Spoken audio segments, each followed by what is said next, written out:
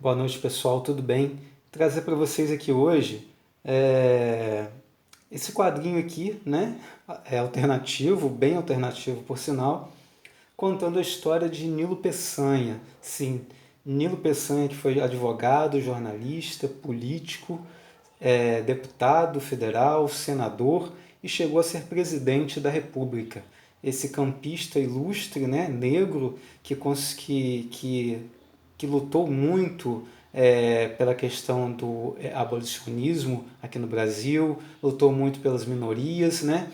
E mesmo sendo negro, consegue então chegar a ser deputado federal, chegar a ser governador do estado do Rio de Janeiro, senador e presidente da República, né? Muito interessante esse quadrinho aqui, que eu ganhei da minha esposa, por sinal. Nilo Peçanha em quadrinhos, roteiro e arte, tá? De Rubens Matos de Couto. A distribuição foi gratuita. Aqui, essa arte que está imitando uma foto que tem aqui dentro, tá? E ó, temos aqui ó, DJS, editores e distribuidores, ok? Capa cartão, tá? Capa cartão, mas de boa qualidade. O papel também é um papel muito bom, tá? Boa gramatura. E aqui ó, é grampeado, né? É bem fininho. E aqui nós temos a contracapa, ok? Vamos dar uma olhadinha por dentro desse quadrinho. Ó, temos uma orelha aqui, né, que você abrindo, você destaca mais a arte. Isso aqui é a imagem de um obelisco que tem aqui na cidade de Campos Goytacazes. Carros antigos, né? Mais um desenho remetendo a uma foto também de Nilo Peçanha, que nasceu em 1867 e morreu em 1924. A vida, a trajetória política e as realizações do maior estadista fluminense. Roteiro e arte de Rubens Mato de Couto. Campos dos Goytacazes, ano de 2018. Muito legal. Aqui nós temos uma introdução aqui, né, um comentário aqui de Evilmar Carneiro Rangel, né, que é professor do Instituto Federal de Educação, Ciências e Tecnologia Fluminense, falando um pouco aqui sobre esse quadrinho. Então vamos dar uma olhada, que vai contando aqui a história, você vai vendo a arte aqui do Rubens Matos de Couto, né? A arte dele aqui, bem legal, bem colorido também, né? Bonita a arte dele, né? Bem feito o desenho. E aqui a gente vai contando as histórias, desde sua infância lá em Morro do Coco, né? Na fazenda Deserto, né? Freguesia de Nossa Senhora da Penha, do Morro do Coco, em Campos dos Goytacazes, nos limites da província do Rio de Janeiro com o Espírito Santo. Era província do Rio de Janeiro com o Espírito Santo, né? Em 1867 ele vivia lá em Morro do Coco, nessa fazenda. E eles viviam, né, nessa fazenda ali, mas o pai dele teve uma ideia de mudar para o centro de Campos dos Goytacazes e então inaugurar uma padaria, né? Quando eles mudam lá para o centro de Campos dos Goytacazes, né, nessa época, a população brasileira tinha 89 mil pessoas e dessas 89 mil habitantes, né, como fala aqui, desses 89 mil habitantes, 40% dessa população eram de negros, eram de escravos, né? Olha que coisa impressionante isso daí. E na época, né, a cidade aqui, né, ela estava muito próspera, né? O país estava prosperando, a cidade estava prosperando bastante aqui. A capital aqui da província do Rio de Janeiro era Niterói na época, né? E aqui a cidade exportava aqui, a cidade de Campos Goytacazes nessa época exportava aguardente, que é cachaça no caso, né?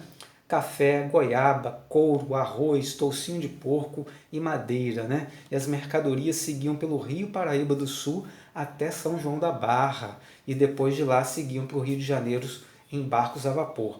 Depois também foram implantadas as ferrovias, né? A cidade de Campos já tinha uma vida noturna agitada, com teatros, né? Já tinham clubes sociais, tinham centenas de lojas, já tinham hospitais, hotéis, hospedarias, padarias, fundições, serrarias, igrejas, lojas maçônicas e inúmeras escolas profissionais de várias áreas de produção e serviço. Foi nesse cenário aí, né, também que a cidade estava efervescendo cultura, com vários poetas, músicos, pintores, escritores, que movimentavam totalmente a vida cultural da cidade, além da inauguração do primeiro jornal aqui de Campos, né, que é o Monitor Campista, fundado em 1834. Por sinal, esse jornal ele existe até hoje, né? Fundado um dos grandes e principais jornais aqui da cidade de Campos, Monitor Campista, que existe até hoje, fundado em 1834. Né? E foi nesse cenário que o pai de Nilo Peçanha, né? Eu esqueci o nome, gente. Eu fiquei empolgado com a história e acabei esquecendo. Que o pai de Nilo Peçanha fundou essa padaria aqui, né? E dentro dessa padaria ele era muito frequentada por políticos, gente que conversava muito com política, e isso incentivou completamente, formou muito o caráter de Nilo Peçanha, que depois foi estudar no Liceu de Humanidade de Campos, né? Depois foi para o Rio de Janeiro, concluir o seu curso no Colégio Alberto Brandão, curso de Humanidades, né? Foi para o Rio de Janeiro. Depois lá no Rio de Janeiro, depois ele se muda para São Paulo, né? Para cursar Direito. Enquanto isso, aqui em Campos estavam acontecendo coisas incríveis, porque Campos foi a primeira cidade, né, a receber iluminação elétrica em 24 de junho de 1883. Bacana isso aí. Então, o Nilo Peçanha ele foi estudando, foi adquirindo mais cultura, né, até que ele também se muda para Recife, e lá em Recife, então, ele conclui no ano de 1887 o seu curso de Direito pela Faculdade de Direito de Recife, graduando-se em Ciências Jurídicas e Sociais. Ele volta para Campos, e quando ele volta para Campos, ele se engaja completamente, não só como advogado, trabalhando como advogado, mas também nas causas sociais, principalmente a causa escravocrata, né? Que ele era um abolicionista e ele defendeu isso. E nessa época que a violência explodiu em Campos, né? Os canaviais eles eram queimados, aconteceram vários assassinatos, muitas mortes, sangue, incêndio, né? Invasões de fazendas, guerrilhas, prisões, uma violência completamente desenfreada, né? Nessa época também surgiram grandes campistas também que defenderam essa causa escravocrata, né? da abolição, que foi o José do Patrocínio e o Luiz Carlos de Lacerda, ok?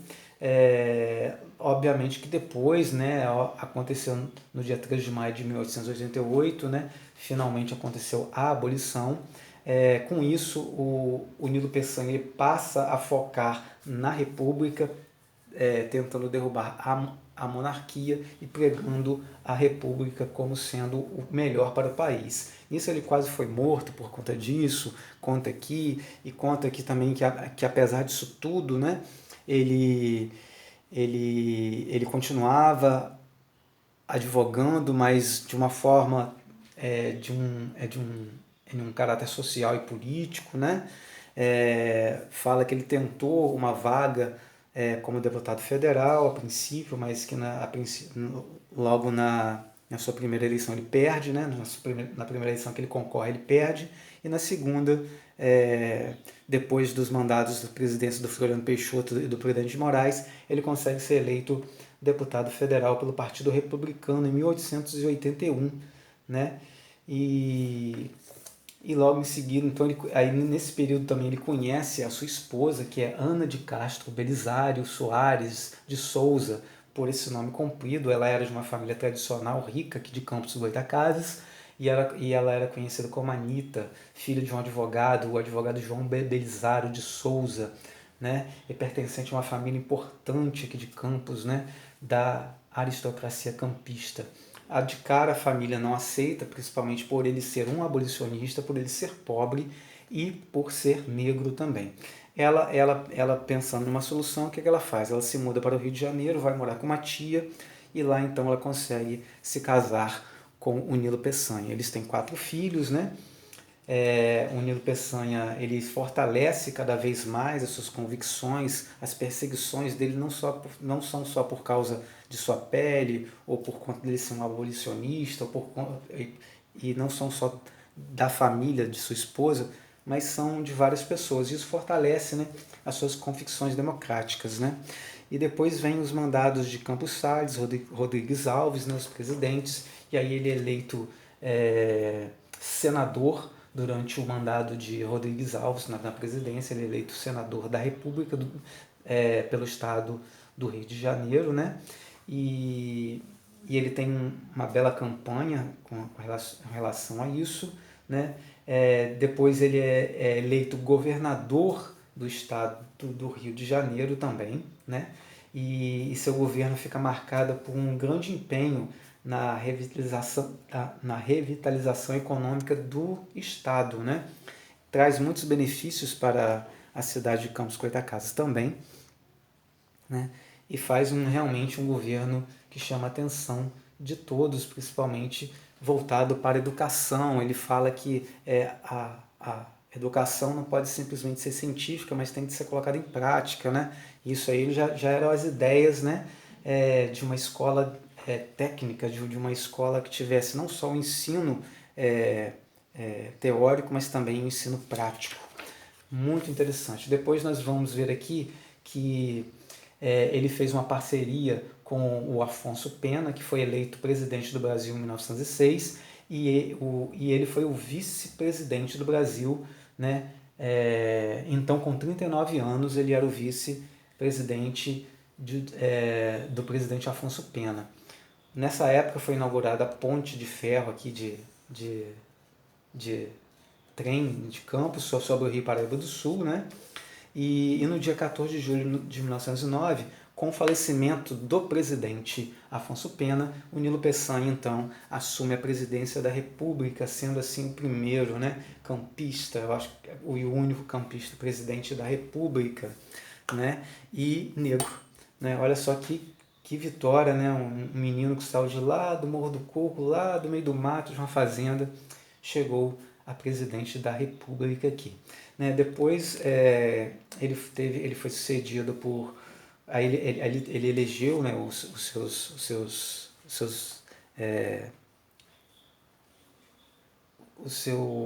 seu time aqui, né, e fala alguns nomes deles aqui com relação à presidência. Aí, como presidente, ele foi recebido com grande louvor em Campos, né? O seu governo foi muito elogiado, né? Campos viveu nessa época uma grande ascensão econômica, com as usinas de açúcar no auge da sua produção, né? Muito, muito legal isso tudo. Depois que acaba esse mandato como presidente, o Nilo Peçanha, ele viaja para a Europa, fica extremamente impressionado com a cultura, com a forma que os governantes atuam lá, principalmente com a Suíça, né? Ele escreve um livro que faz muito sucesso, né? Que é Impressões da Europa. Depois ele volta, né, a ser governador de novo do estado do Rio de Janeiro, né, faz uma grande campanha de novo. Aí nós temos aqui em Campos a inauguração dos bondes elétricos, né, em 14 de outubro de 1916. Aí também é inaugurado o obelisco, que marca essas conquistas aqui para Campos, esses progressos para Campos. Depois mostra a entrada dele na maçonaria, né? Depois mostra que ele foi para a Europa novamente, deu uma passada lá pelo Nordeste pregando, né? Fazendo a sua pregação cívica em defesa dos direitos sociais, dos direitos do povo, né? Acaba perdendo, né? Uma eleição para presidente, que ele tentou se reeleger presidente, mas ele perde para Arthur Bernardes, já velho, já junto com a sua esposa, lá no Flamengo. Ele passa a morar lá no Rio de Janeiro, no Flamengo, né? Acontece a revolta do Forte, né? O Forte de Copacabana, né? E conta todos esses períodos históricos aqui. E aí fala que lá no Flamengo ele viveu seus últimos dias e morre lá, né, ao lado da sua esposa. Tinha 56 anos de idade quando morreu, e seu corpo foi enterrado no cemitério São João Batista, lá no Rio de Janeiro. Né? Fala que o caixão dele, né, que lá no enterro dele, o caixão é arrebatado pela multidão e conduzido até o túmulo. Muitas pessoas estavam presentes ali. bonita história de Nilo Peçanha, e como vocês viram aqui, uma arte legal, né? Uma história resumida aqui da vida dessa figura pública, desenhos muito bem feitos. E aqui nós temos caricaturas da época, né? Que saíram em jornais, em revistas, né? Muito legal aqui essas coisas, remetendo a assuntos políticos da época. E depois nós temos aqui fotos, né? De Nilo Peçanha, temos ele aqui em 1918, 1914, 1890. Essa aqui, ó, é a foto da capa, né? Vocês estão vendo aqui, ó, a foto da capa, ok? E aqui nós temos o encontro dele, que tem até o Rui Barbosa, né? A águia de Aia, né? Tem aqui a esposa dele, a dona Anitta, aqui Rui Barbosa, recebendo uma comissão dos embaixadores americanos. Temos aqui ele em 1910, temos aqui ele lá no Palácio Guanabara, né? No Palácio Guanabara em 1910. E aqui ele no seu gabinete particular em 1906. E aqui, ó, mais uma foto dele de 1909, que é a foto aqui, né? Que eles tentam reproduzir aqui. Muito bacana mesmo. Aqui mais falando um pouco sobre o legado de Nilo Peçanha como presidente da República, como governador, né? Muito legal, com os 2 mandatos de governador. E aqui mais essa arte, né?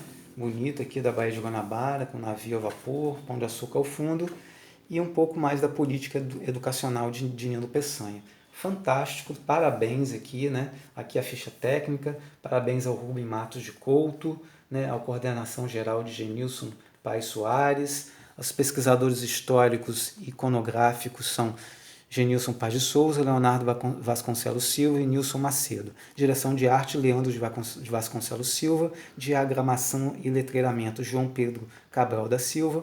Colorização, Larissa Veiga Saraiva. Revisão ortográfica, Edinalda Maria Almeida da Silva. Fiz questão de falar porque realmente uma obra muito interessante, uma obra educacional que conta a história dessa figura pública que é importante dentro do cenário campista carioca, né, do estado do Rio de Janeiro, fluminense e nacional também, já que ele foi presidente da República.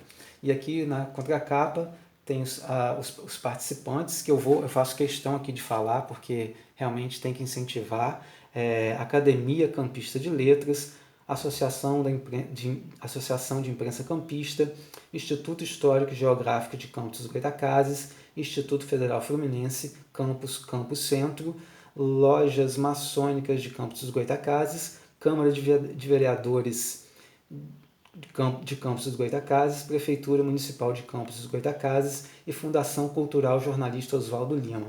Parabéns aqui aos incentivadores por ajudar a concluir essa obra aqui, pequenininha, mas de grande importância e belíssima. Ok? Então é isso aí, pessoal. Obrigado por assistirem. E parabéns aqui aos realizadores dessa obra, uma edição de 2018, Nilo Peçanha em quadrinhos. Um grande abraço aí e fiquem com Deus.